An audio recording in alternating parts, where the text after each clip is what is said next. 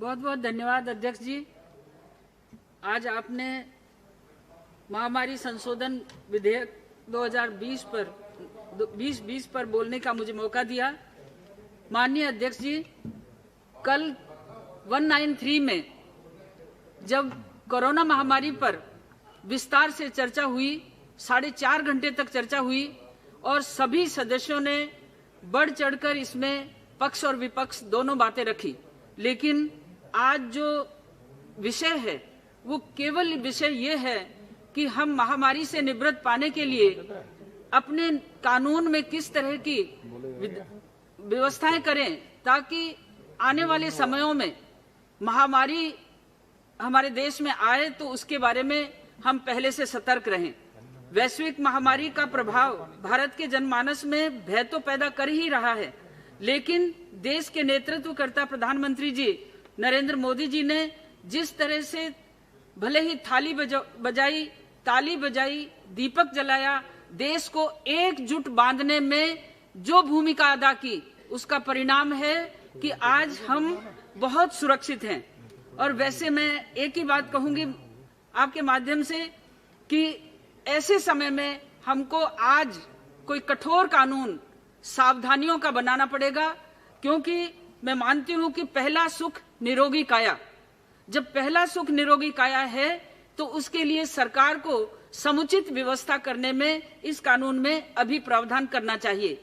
और ये सही बात है कि यदि हमारी आशा सहयोगिनी, आंगनवाड़ी कार्यकर्ता, वो डॉक्टर से भी ज्यादा मेहनत उन्होंने की, गांवों में अवेयरनेस की, जागरूकता पैदा करने में उन्होंने काम किया और एक पांव पर खड़ी रहकर उन्होंने काम किया, लेकिन वो बहुत अल्प वेतन भोगी हैं।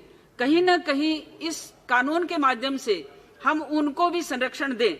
और माननीय अध्यक्ष जी, ये सही बात है कि मंत्री गुरु अरु वैद्य जो प्रिय बोलई भय आस, राज धर्म तन तीन का होई बेगई नाश।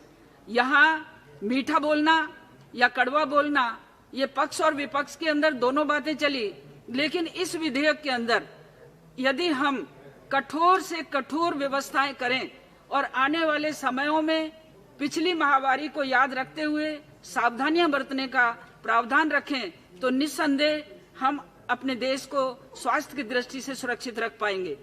इस महामारी ने एक पहचान दी है कि हमारे सामाजिक संगठनों ने भी इसमें काम किया है। डॉक्टर्स ने किया, पुलिस ने किया, सहायक कर्मचारियों ने किया, हेल्थ वर्कर्स ने किया, सफाई कर्मचारियों ने किया। उनकी तो हम सराहना करने में कोई पीछे नहीं है, हमने खूब सम्मान किया अपने अपने क्षेत्रों में इनका।